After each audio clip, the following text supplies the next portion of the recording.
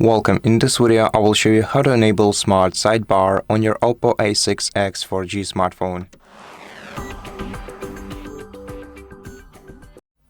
First, you have to open Settings on your smartphone, then scroll down to Accessibility and Convenience menu, open it, then select Smart Sidebar, and then enable your Smart Sidebar by switching this toggle to the right. This will activate the Smart Sidebar accessible from the top right corner of your smartphone. Now, before you start using it, get to know with its features, then tap Get Started, and this Smart Sidebar will be opened. You can hide it at any moment. You can choose the floating bar behavior, either select Do Not Hide or Auto Hide. And at any moment you'll be able to simply access it from here.